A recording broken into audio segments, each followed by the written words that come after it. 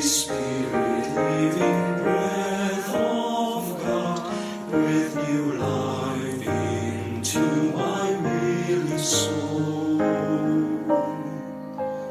Bring the presence of the risen Lord to renew my heart and make me whole.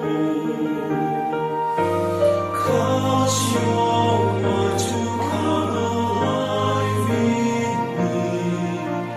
Give me faith for what I cannot see. Give me patience for your pure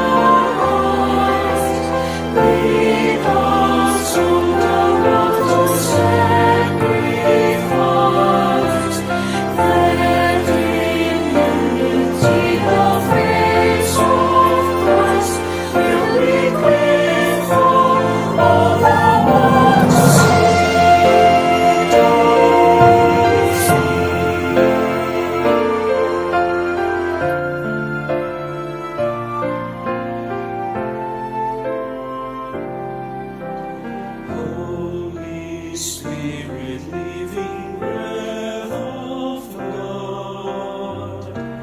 Holy Spirit, breathe new life in me. Holy Spirit,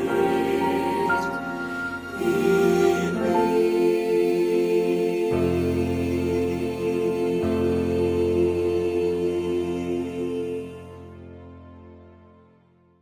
Selamat malam teman-teman yang dikasihi oleh Tuhan Yesus Kristus.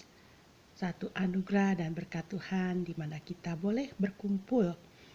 Walaupun belum muka dengan muka, tapi Tuhan telah mempersiapkan sesuatu yang indah.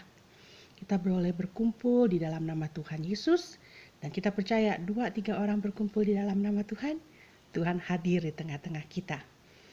Dan kita boleh terus merasakan kasih setia Tuhan yang luar biasa. Kasih setiamu yang kita rasakan lebih tinggi dari langit biru, lebih dalam dari lautan. Dan semua kebaikan dan berkat Tuhan yang kita terima lebih daripada yang kita bayangkan, yang kita mengerti. Ya, kita akan nyanyikan lagu pertama sebagai lagu pembukaan Sempetra malam ini dengan judulnya Kasih Setiamu Yang Kurasakan.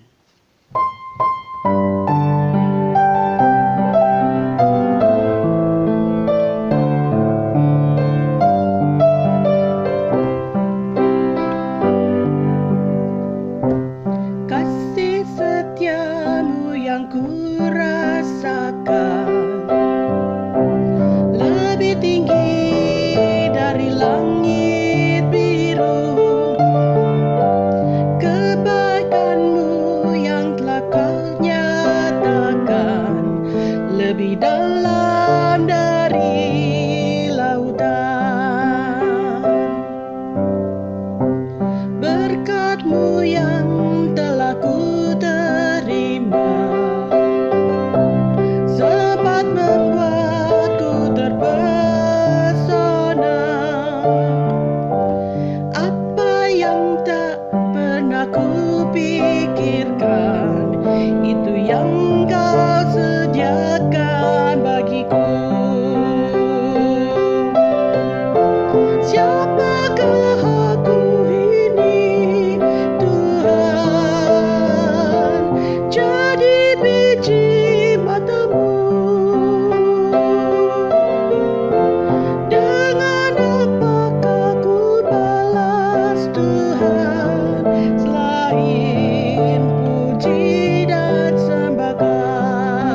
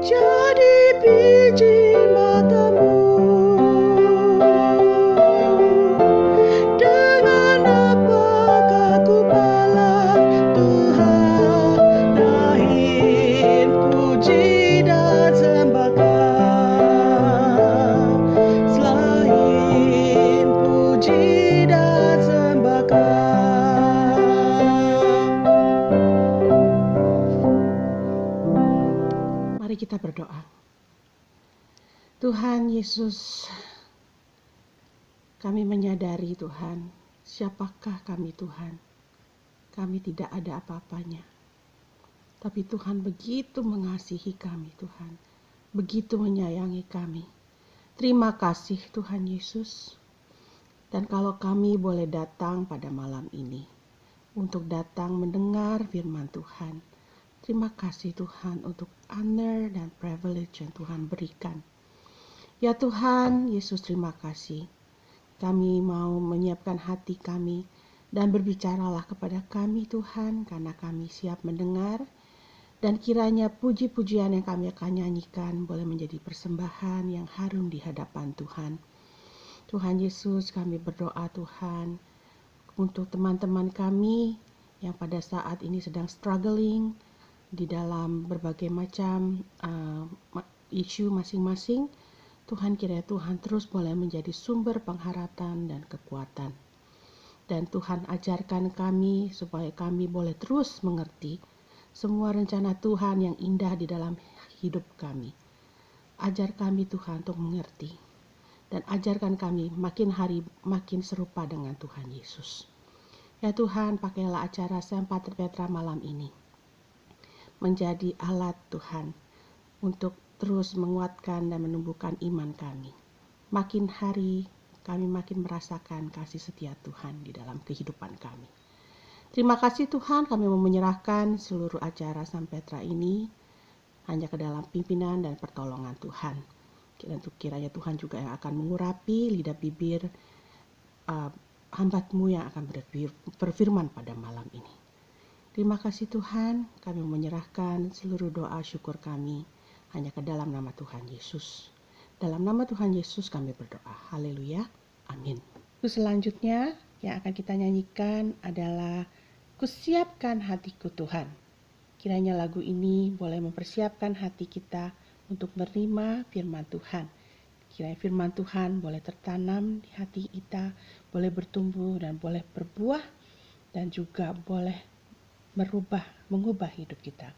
Makin hari makin bijaksana, makin hari makin mencintai Tuhan, dan makin hari boleh makin mengenal Tuhan kita yang sejati. Mari kita nyanyikan bersama-sama.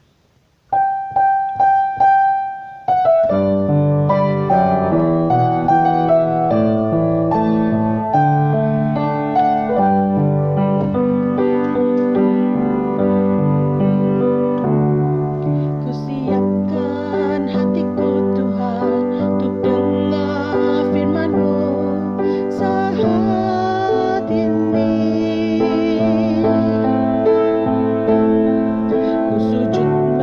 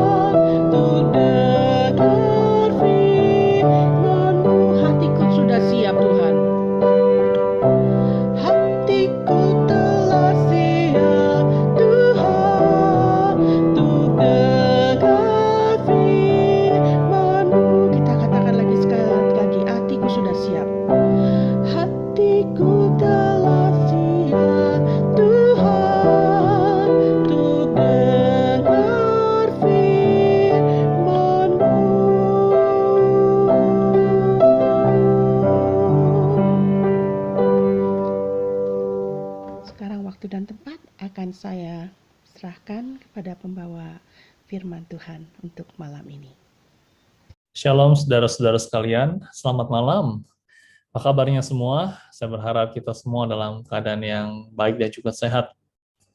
Nah, hari ini kita akan membahas tentang satu topik, yaitu Praying the Bible. Nah, ini bukunya ada di belakang saya ini, by Donald Whitney. Jadi, kita pernah membahas sebelumnya tentang spiritual check-up juga, pada Januari Februari yang di tahun ini tentang spiritual check-up juga sama dari Donald Whitney, dan hari ini kita juga akan sama-sama membahas tentang satu dari buku dari Donald Whitney juga tentang Praying the Bible, bagaimana kita bisa berdoa kepada Tuhan dengan menggunakan Alkitab. Sebelumnya ada video introduction dari Donald Whitney secara langsung, ada di YouTube, dan saudara bisa melihatnya bersama-sama.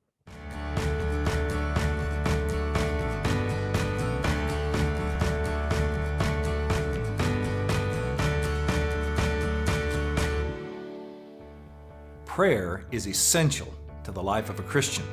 It's communion with the Creator of the universe. And yet so many of us struggle to pray. Even when we do pray, we can fall into the rut of saying the same old things about, well, the same old things. When this happens, our minds tend to drift to other thoughts, or we drift off to sleep. If we're honest, it's not uncommon for a Christian's prayer life to be boring. How is it that we can be talking to the most fascinating person in the universe about the most important things in our lives and be bored to death? What if, as people indwelled by the Holy Spirit and sincerely seeking to follow Christ, we aren't the problem? What if our problem in prayer is simply our method? Join me for 5 days, and you'll learn a simple, practical, biblical method that will turn the duty of prayer into a delight. Visit crossway.org/praythebible to learn more.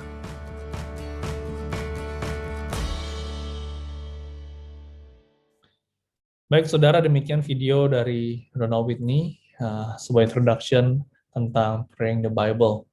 Nah, hari ini kita akan membahas tentang bagaimana kita berdoa. Ada satu metode yang akan diajarkan oleh Donald Whitney, dan kita akan sama-sama belajar, dan semoga dalam materi ini dapat menolong kita di dalam kerohanian kita, agar kita semakin lebih baik lagi di dalam kita berdoa. Berbicara tentang doa, apa sih yang Tuhan, Alkitab firman Tuhan ajarkan kepada kita?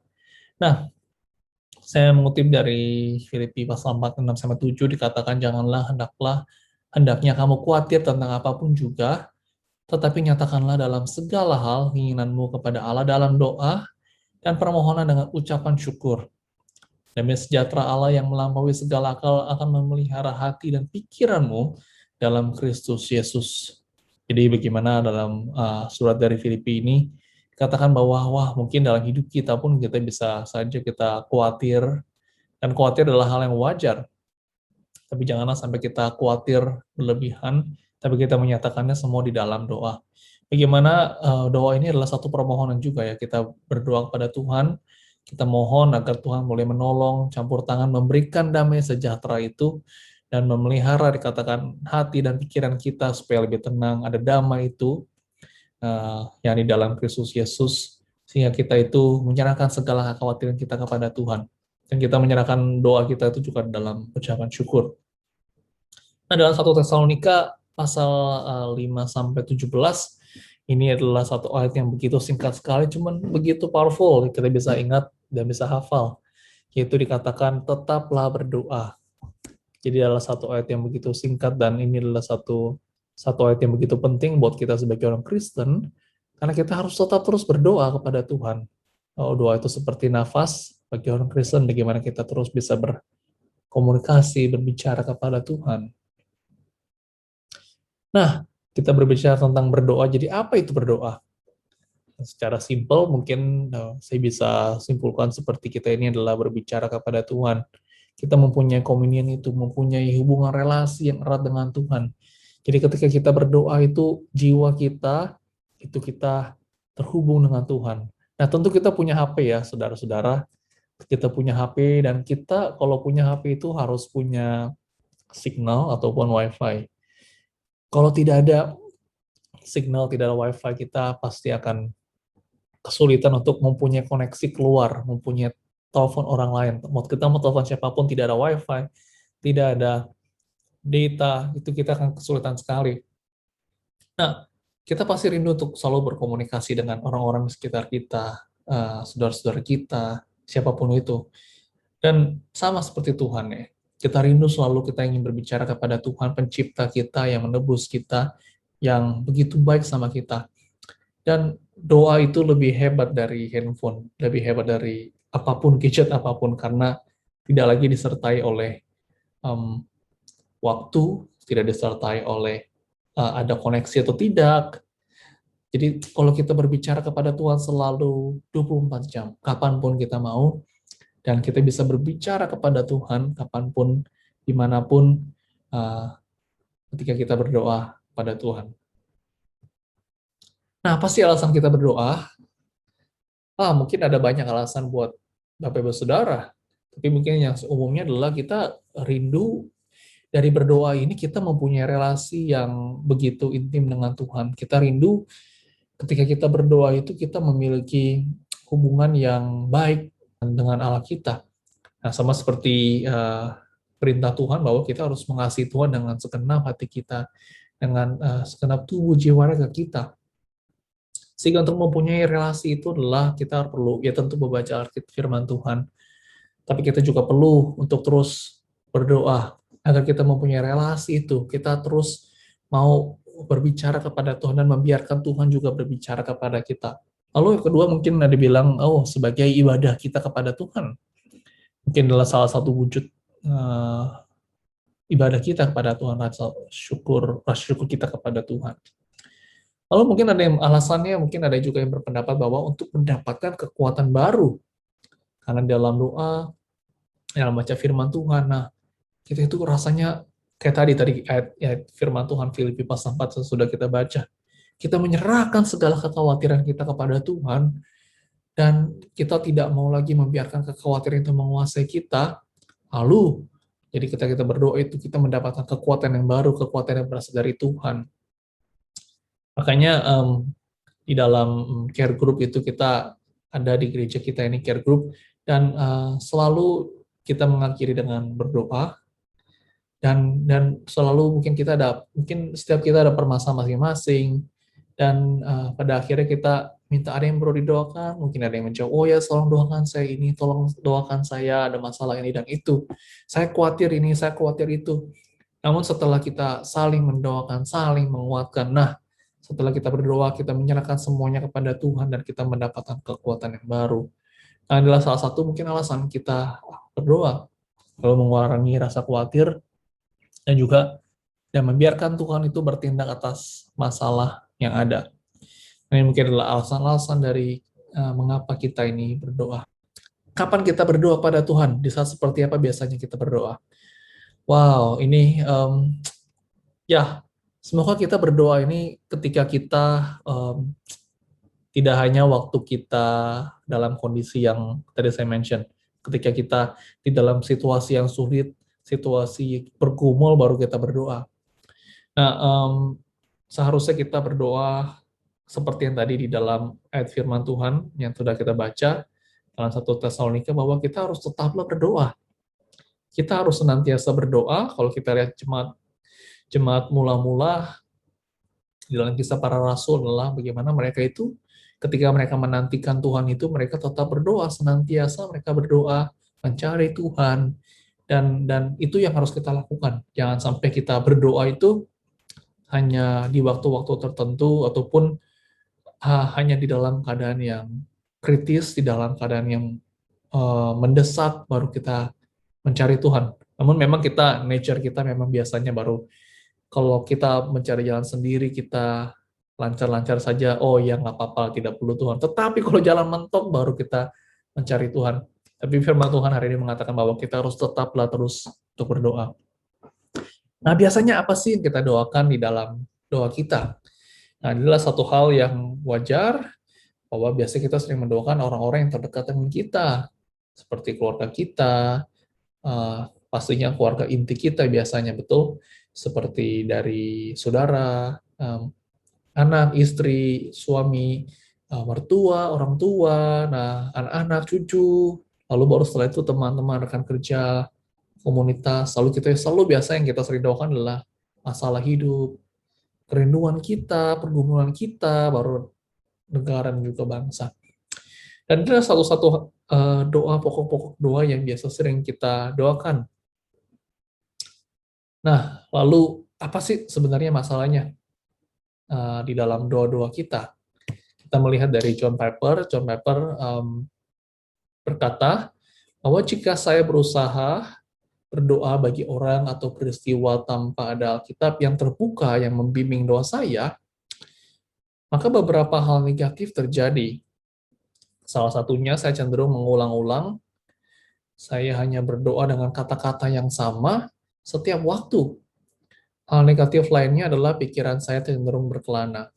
Ya, saudara, ini adalah seorang teolog oleh John Piper, penulis buku, dan dia begitu dikenal. Dan saudara, bayangkan dia adalah seorang yang, kalau kita tahu, pasti seorang yang begitu dekat dengan Tuhan, seorang hamba Tuhan, dan bahkan seorang hambanya saja, dia bisa berkata seperti ini, mengatakan bahwa tanpa ada Alkitab yang membimbing dia, maka dikatakan ada hal negatif yang terjadi.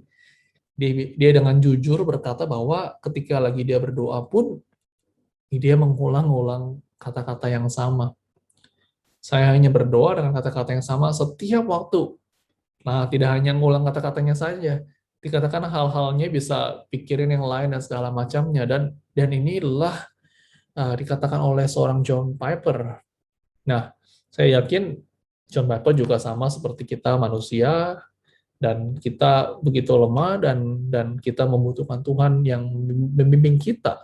Dan kita terus seperti John Piper katakan, membutuhkan Alkitab yang sebenarnya membimbing kehidupan doa kita. Nah, dikatakan doa adalah berbicara kepada Tuhan. Lalu, mengapa orang tidak lebih banyak berdoa? Mengapa umat Tuhan tidak lebih menikmati doa? Alasan mereka tidak menyukainya karena ketika berdoa itu cenderung mengulang kata-kata yang sama. Jadi, saudara, dalam buku ini mengatakan bahwa tidak banyak orang tuh bersungguh-sungguh berdoa, menikmati doa. Mungkin doanya itu sesuatu yang membosankan, sesuatu yang tidak mau dilakukan, tidak dinikmati. Nah, buku ini mengatakan, dari Donald Whitney ini mengatakan bahwa sebenarnya mereka mungkin tidak menyukainya, tidak menikmatinya karena ya itu mengulang kata-kata yang sama. Dan mengapa orang bisa bosan ketika berbicara kepada Tuhan, ketika kita bicara tentang hal yang paling penting bagi mereka? Apakah karena kita tidak mengasihi Tuhan? Apakah karena jauh di dalam diri kita sebenarnya tidak peduli dengan orang atau hal yang kita doakan? Tidak. Nah, saudara, di sini begitu menarik bahwa mengapa orang Kristen mungkin bisa bosan atau mungkin tidak bisa menikmati kehidupan doa. Padahal kita berdoa, kita berkomunikasi itu kepada Tuhan kita. Dia yang menciptakan kita, Dia menebus kita, Dia mendengar seruan doa kita. Tapi mengapa? Mungkin kita bisa saja kita tidak menikmati atau mungkin tidak serius di dalam kehidupan doa kita. Tapi sebenarnya apa yang jadi masalahnya?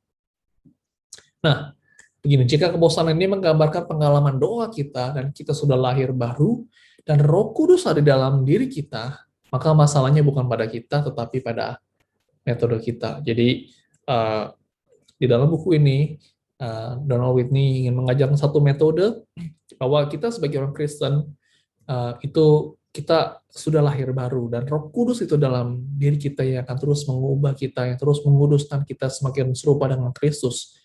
Tapi mungkin dalam perjalanan doa kita bisa saja kita ini gagal, kita ini mungkin jatuh bangun. Nah, sebenarnya ada banyak metode yang kita bisa pelajari, dan adalah satu metode yang kita sama-sama belajar nanti adalah tentang praying the Bible. Penting kita ketahui bahwa kehadiran Roh Kudus itu menghasilkan doa. Katakan saat Tuhan membawa seseorang ke dalam relasi dengan dirinya melalui Yesus Kristus, Dia memulai hidup di dalam orang itu melalui Roh Kudus. Dalam 1 Korintus pasal 6 ayat 19 dikatakan, tubuhmu adalah bait Roh Kudus yang diam di dalam kamu, Roh Kudus yang kamu peroleh dari Allah. Jadi saudara, setelah kita menerima Tuhan Yesus sebagai juru selamat dalam hidup kita dan kita telah dibaptis, dan maka ada Roh Kudus yang berdiam di setiap kita orang percaya. Ya, saudara, dan kehadiran Roh Kudus itu menghasilkan kehidupan doa itu. Ada Roh Kudus yang terus-menerus akan menolong kita. Jadi peran Roh Kudus adalah menolong kita, termasuk dalam kehidupan doa kita. Kita bisa mungkin awal jatuh bangun, kita mungkin awalnya kita sulit untuk berdoa, atau mungkin kita tidak tahu cara kita berdoa. Tapi saudara, mari kita tetap terus rindu untuk mau belajar, terutama dari kebenaran firman Tuhan, dari firman Tuhan itu sendiri. Dan Roh Kudus yang ada dalam hidup kita itu akan menghasilkan kehidupan doa yang baik. Katakan bahwa Roh Kudus membuat semua anak Allah percaya bahwa Allah adalah Bapa mereka dan memenuhi mereka dengan kerinduan yang terus-menerus dengan berbicara kepada Dia. Nah, saudara, bahwa ketika Roh Kudus itu dalam hati kita, maka kita itu akan memiliki kerinduan itu untuk berbicara, untuk terus mau berdoa kepada Dia. Ada kerinduan itu yang akan terus mendorong kita, yang tidak membuat kita kering. Justru kalau kita mengalami kekeringan dan kita merasa, wah kita tahu ini kering, nah itu adalah salah satu dari Roh Kudus yang memberikan kita seperti peringatan. Ini adalah waktunya untuk kita balik kepada Dia. Kita mau cari Dia. Kita mau rindu akan Dia, seperti dikatakan di dalam Mazmur, seperti rusa yang rindu akan aliran air, begitulah jiwaku merindukan Engkau. Nah, demikianlah setiap kita orang percaya, saudara. Saya percaya bahwa setiap dari kita ada kerinduan terus dalam hati kita setelah kita percaya untuk terus-menerus untuk mempunyai relasi yang baik dengan Tuhan, kita mempunyai kehidupan doa yang baik. Suatu waktu, saudara, ada seorang anak, dan anak ini selalu mendengar doa dari ayahnya, dan makanya disebut ini adalah doa ayah. Kenapa disebut doa ayah? Karena begini ceritanya. Jadi anak ini dari kecil sampai dia dewasa, selama belasan tahun tinggal bersama dengan papanya. Papanya setiap hari ketika lagi mau makan, papanya ini akan selalu memimpin doa sebelum makan itu, memimpin sebagai kepala keluarga, dia akan memimpin doa. Namun doa yang didoakan oleh sang ayah adalah doa yang sama setiap harinya. Jadi anaknya sendiri pun sudah tahu apa yang ingin katakan kepada Tuhan, karena doa yang diucapkan itu adalah doa yang sama berulang-ulang setiap hari selama berpuluh-puluh tahun. Jadi anak ini mengatakan bahwa saya sudah tahu ini adalah doa ayah. Nah, saudara, berdoa tentang hal yang sama itu adalah sebenarnya satu hal yang wajar. Ini maksud adalah kita sering berdoa tentang keluarga kita, masa depan kita, pekerjaan, kesehatan, keuangan, krisis yang sedang terjadi. Nah, saudara, kita akan di dalam sepanjang hidup kita akan terus mendoakan akan hal ini. Saya sendiri pun seperti itu, saudara. Saya mungkin bergumul dengan pergumulan saya saat ini. Mungkin dengan masa depan saya, dengan pekerjaan saya, keuangan, kesehatan, apapun itu. Nah, kehidupan doa kita akan berdoa tentang hal-hal ini, saudara. Dan itu adalah satu hal yang wajar. Namun, masalahnya adalah mengatakan hal yang sama itu membosankan. Ya, dari buku ini mengatakan bahwa mengatakan hal-hal yang sama itu adalah membosankan. Masalahnya bukan karena kita berdoa tentang hal yang sama. Ya. Tapi kita itu mengucapkan kata-kata yang sama. Jadi, saudara, bahwa di sini dikatakan di emphasize adalah bukan tentang hal yang sama. Tadi kita mendoakan tentang hal-hal tentang kesehatan, pribadi kita, keluarga, pekerjaan, dan segala macam. Itu adalah hal yang wajar, tetapi sebenarnya adalah tentang ucapan kata-kata kita kepada Tuhan. Kata-kata yang kita ucapkan kepada Tuhan itu, mungkin itu menjadi masalah ketika itu menjadi sesuatu hal yang sama, sesuatu hal yang membosankan, sesuatu yang tidak lagi mempunyai arti, menjadi meaningless doa kita kepada Tuhan. Sehingga kehidupan rohanian pun kita menjadi kering. Saudara, ini adalah solusinya. Bahwa setiap orang Kristen itu sebenarnya bisa memiliki kehidupan doa yang memuaskan dan bermakna. Jangan lupa bahwa ada Roh Kudus yang ada di dalam hati kita, ada Roh Kudus yang sekali lagi menguasai hati kita, dan Dia akan menuntun kita, menolong kita, sehingga kita ini bisa untuk memiliki kehidupan doa yang memuaskan dan bermakna, yang selalu haus di hadapan Tuhan, dan selalu kita mau mencari Tuhan, dan Tuhan yang memuaskan kita. Dan dikatakan bahwa saat kita berdoa, kita dapat berdoa dengan sebuah bagian Alkitab, terutama bagian Mazmur. Nah, ini adalah salah satu metode yang ingin diajarkan kepada kita semua pada hari ini, saudara, yaitu adalah praying the Bible. Jadi kita berdoa dengan menggunakan bagian dari Alkitab. Ya, kita menggunakan Alkitab itu, dan kita berdoa lewat kata-kata yang ada. Nah, hari ini kita akan membahas tentang dari Mazmur terlebih dahulu ya. Nah, saudara, mungkin saudara bisa mempunyai banyak sekali metode yang kita ada saat ini, dan mungkin seperti doa Bapa kami yang Tuhan Yesus ajarkan kepada kita. Setiap minggu pun kita berdoa kepada Tuhan tentang hal ini. Dan ini adalah salah satu hal yang baik juga, di mana kita bisa belajar doa Bapa kami.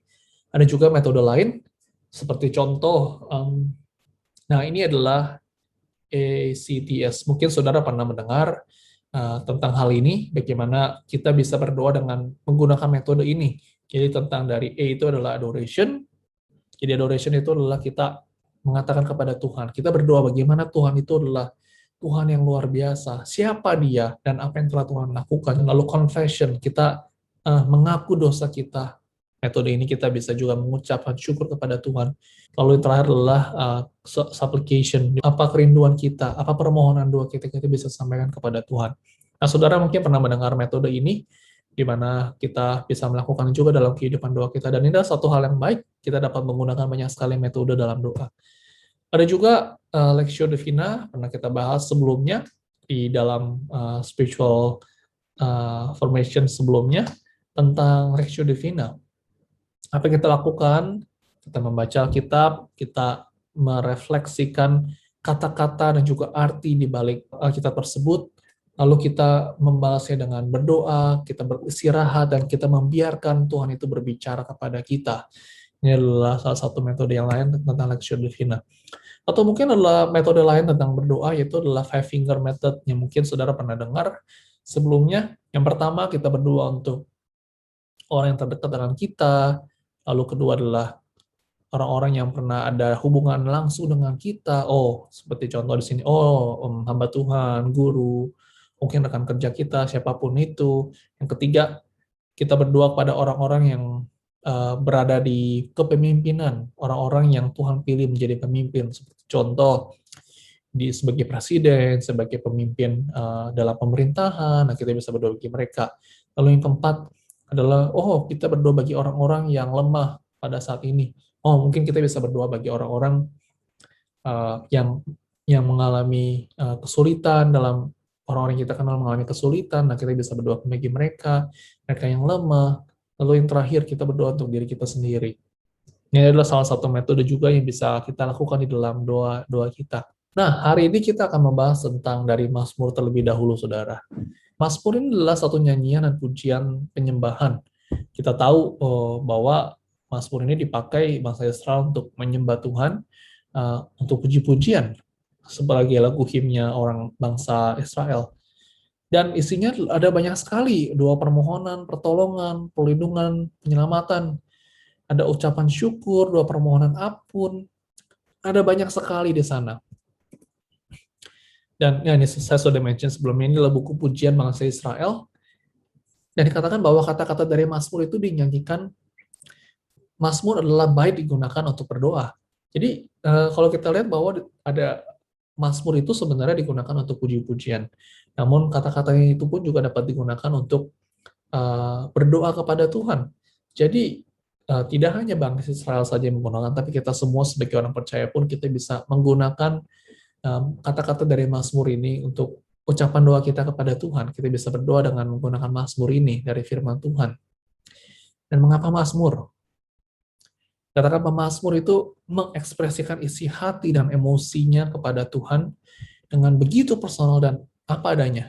Nah, saudara, kalau saudara lihat dari membaca dari kitab Mazmur, bahwa bagaimana dalam kitab Mazmur itu begitu personal, begitu apa adanya.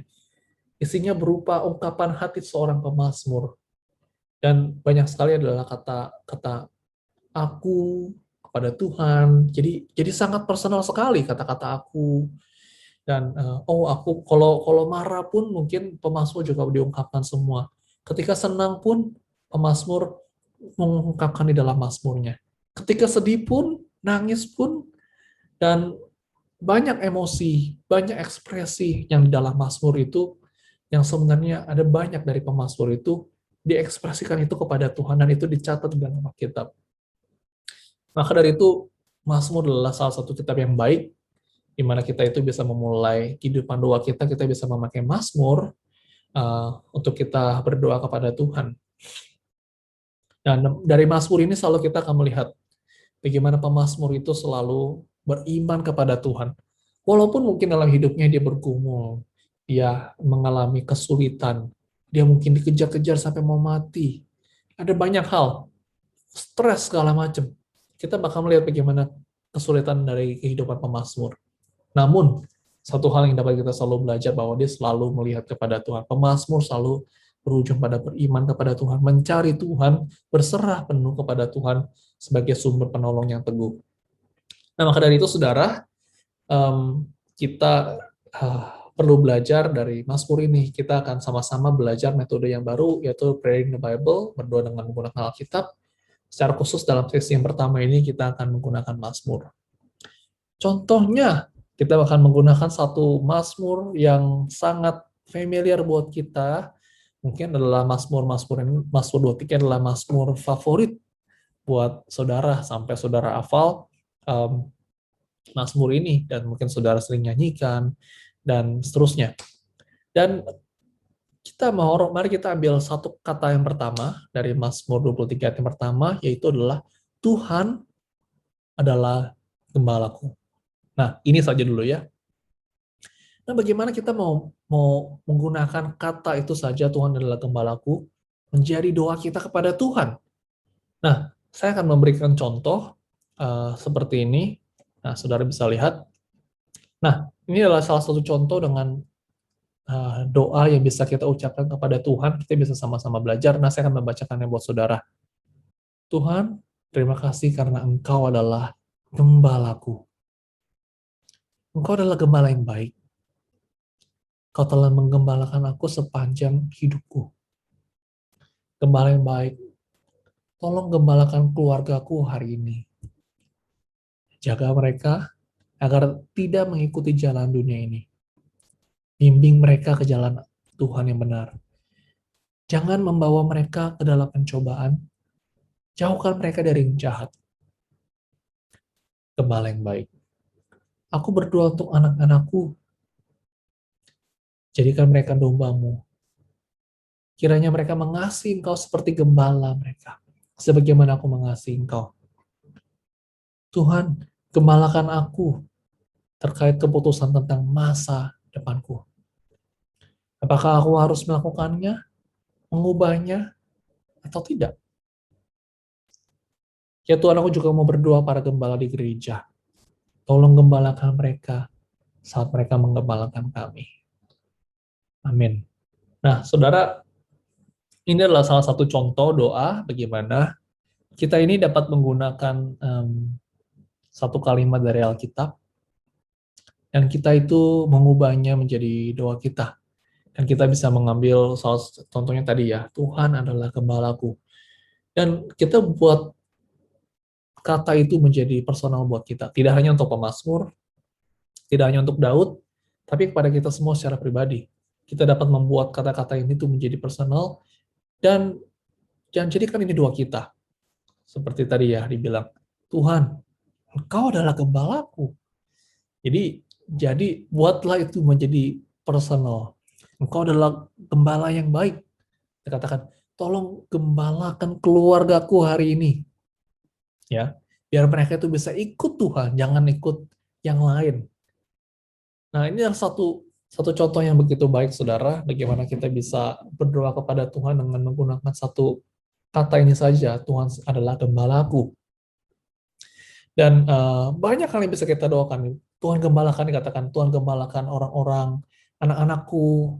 Ya, kita bisa berdoa seperti itu juga. Lalu kita bisa, Tuhan tolong doakan, gembalakan masa depanku. Ya, biarlah Tuhan sebagai gembala hidup menuntun jalan hidupku. Nah, kita bisa berdoa seperti itu kepada Tuhan.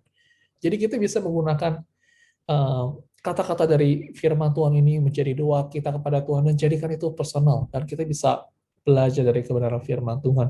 Nah, ada banyak lagi contohnya yang lain. Akan kekurangan aku ya. Nah, kita bisa berdoa seperti ini, saudara. Tuhan, terima kasih karena aku tidak pernah benar-benar kekurangan. Aku hampir selalu mendapatkan makanan. Seluruh keberadaanku dan seluruh yang aku punya berasal dari Engkau. Dan aku tahu Engkau senang jika aku membawa semua keinginanku kepadamu. Maka maukah Engkau mencukupkan keuangan kami yang kami butuhkan untuk tagihan, sekolah, dan juga mobil. Nah, saudara, menarik ya. Jadi dari kata takkan kekurangan aku, kita bisa berdoa seperti ini contohnya ya. Dan saya rindu saudara bisa belajar, bisa nantinya bisa mengembangkan metode ini. Saudara bisa coba di rumah juga. Jadi dikatakan bahwa ya Tuhan, aku nggak pernah kekurangan. Kita bisa memuji Tuhan. Tuhan, kami bersyukur karena Engkau selalu mencukupkan kami. Engkau selalu memberkati kami sampai saat ini. Tuhan, mungkin saat ini kami mengalami kesulitan. Kami mengalami kesulitan dalam keuangan kami. Ya Tuhan, tolong cukupkan. Tolong kami ya Tuhan di dalam kekurangan kami, di dalam kelemahan kami. Kiranya Kau boleh menolong. Nah, saudara, kita dapat berdoa seperti ini kepada Tuhan. Dan ini kita bisa belajar dari firman Tuhan ya, diambil dari Mazmur ini. Kita bisa mengambil kata-katanya dan jadikan itu jadi doa kita. Selanjutnya, Ia membaringkan aku di padang yang berumput hijau. Ya, di dalam ayat yang 2a. Lalu, kita bisa seperti ini. Tuhan, aku bersyukur Engkau membuat aku bisa berbaring dan beristirahat sejenak hari ini. Terima kasih Tuhan karena aku dapat berbaring di ranjang. Aku bisa beristirahat dengan tenang. Aku bisa tidur 6, 7 jam, 8 jam. Kami bersyukur ya Tuhan karena Engkau baik sehingga saya memiliki istirahat yang baik. Saya memiliki tubuh jasmani yang baik. Nah, jadikan setiap kata-kata dari Alkitab ini doa kita kepada Tuhan. Berikutnya contohnya. Ia membimbing aku ke air yang tenang. Nah, ini contoh doanya adalah, ya Tuhan, tolong bimbing aku dalam memutuskan tentang masa depanku. Aku ingin melakukan apa yang Engkau inginkan, Tuhan, tapi aku tidak tahu apa itu. Nah, bagus ya. Nah, ini kadang-kadang seperti dalam hidup kita itu pun kadang-kadang kita nggak tahu ya. Tuhan, aku nggak tahu jalan ke depan tuh bagaimana. Tuhan, aku nggak tahu di depan tuh rasanya jalan gelap sekali. Tuhan, tolong bimbing aku. Ya, ini kata-kata diambil dari Alkitab, kita bisa gunakan itu. Tuhan, tolong bimbing aku. Bimbing aku kepada kehendak-Mu dalam hal ini. Bimbing aku ke air yang tenang. Tolong tenangkan air yang mencemaskan dalam jiwaku terkait situasi ini. Izinkan aku mengalami kedamaian-Mu ketika gejolak hatiku itu ditenangkan oleh keyakinan pada Engkau dan kedaulatan-Mu atas semua hal dan semua manusia.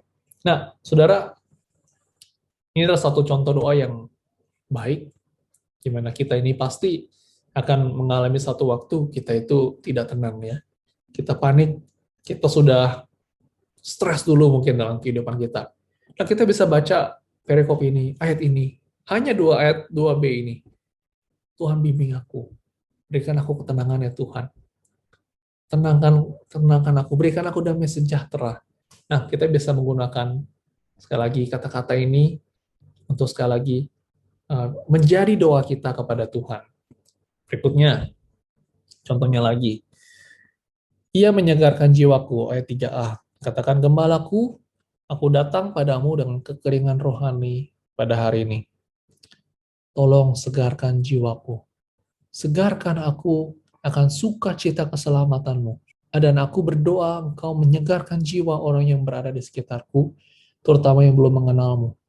Tolong segarkan jiwa mereka dari kegelapan kepada terang, dari kematian kepada hidup. Nah, saudara, kita lihat di sini bagaimana di dalam doa ini kita itu begitu transparan, begitu apa adanya. Nah, kita harus seperti pemazmur ya. Ya mungkin kita harus jujur di hadapan Tuhan. Bagaimana kehidupan doa kita? Mungkin kita mengalami kekeringan. Kita bisa saja kita berdoa, ya Tuhan, tolong segarkan jiwaku, tolong pulihkan kerohanian ini ya Tuhan, supaya aku ini memiliki gairah lagi, semangat lagi di hadapan Tuhan, untuk mau memiliki hubungan yang intim dengan Tuhan. Nah, saudara, kita dapat berdoa seperti ini, ya kadang-kadang mungkin ketika kita mau berdoa tanpa Alkitab misalnya, kita tidak tahu apa yang harus kita katakan kepada Tuhan.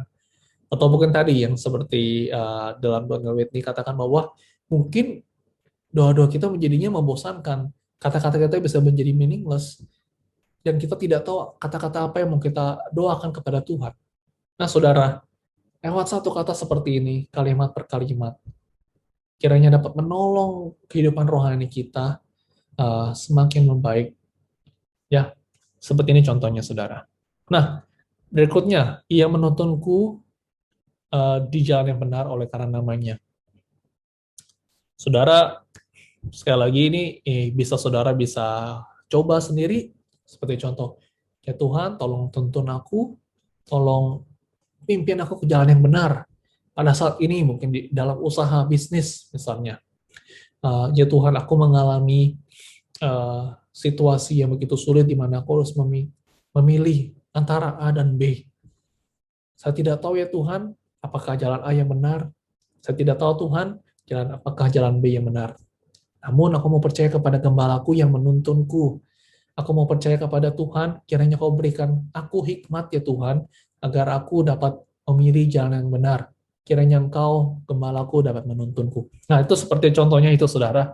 Kita dapat berdoa dengan seperti ini, dengan dalam ayat yang berikutnya. Sekalipun aku berjalan dalam lembah kekelaman, aku tidak takut bahaya sebab Engkau besertaku. Nah, ini kita bisa bilang, waduh Tuhan, saat ini aku mengalami kesulitan yang begitu sulit. Aku merasa seperti aku berada dalam lembah kekelaman.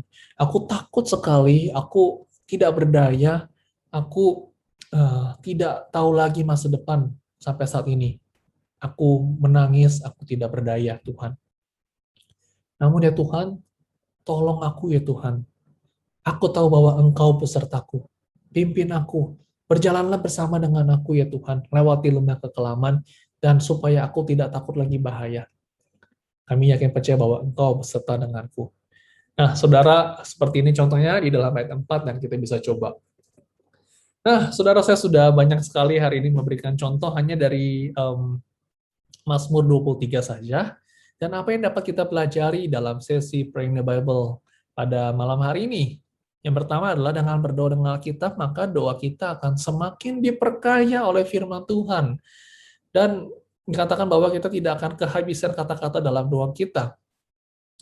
Saudara, wah, kalau kita terus berdoa seperti ini, saudara, rasanya kita itu semakin rindu berdoa kepada Tuhan. Karena banyak sekali yang bisa kita doakan. Mungkin kita biasanya berdoa hanya, oh ya Tuhan doakan ini dan segala macam, selesai, amin. Tapi ketika kita berdoa dengan Alkitab, kita melihat bagaimana sebenarnya ada banyak sekali yang bisa kita doakan, dan kita dapat menggunakan kata-kata yang ada dalam Alkitab itu, kita semakin diperkaya oleh firman Tuhan, dan kita makin tahu, saudara, mungkin di perikop lain kita membaca Tuhan adalah batu karang yang teguh.